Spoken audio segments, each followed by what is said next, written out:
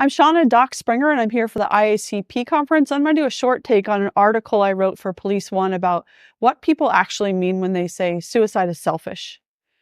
I've been working in the military for a number of years with the military and veteran community, and I'm migrating some of what I've learned to the first responder and the police community. But I still hear a lot of language around suicide is selfish, and I think what people mean when they say that is one of three things. First, they could mean I'm hurting. Suicide causes massive devastation. When people that you love, like family, take their own life, you're often left wondering, was the love real? Why didn't they trust me? Why didn't they tell me they were on the ropes with their demons? Don't they know I would have dropped everything and come to them if I had only known? And when I talk to my patients about this, I remember one poignant example of asking a patient, what would you do if the person who died were to come in the room right now? And he said, I would punch him in the face, and then I would fold him into a long, hard hug. So there's a lot of contradictory feelings. And often when people say suicide is selfish, this can translate to I'm hurting. It can also translate to I'm afraid. I have fear. Fear is part of this path. It's part of the warrior's path. There was a great talk by Chief Pearson about fear and the value of knowing that fear is part of the path, but it can come up after a suicide.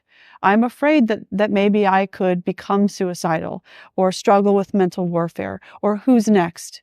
Suicide is not like a runaway truck, not like a runaway train that can't be stopped. There are treatments and insights that can stop and prevent suicide.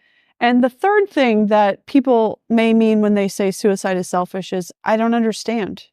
They literally don't understand. They do not understand that suicide is not a moral issue. It's an altered state of consciousness. It's a result in part from biological forces that need to be seen and addressed in the right ways with biological treatments.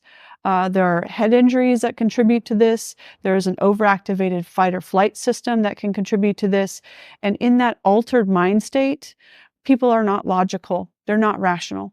So when people say suicide is selfish, they may be saying, I don't understand, because they haven't been in that mind state and really truly can't understand it. But I think it's time for us to develop a little bit of a deeper understanding about mental warfare, how it progresses, and what has stopping power when it comes to mental warfare. And that's the kind of work that I'm focused on.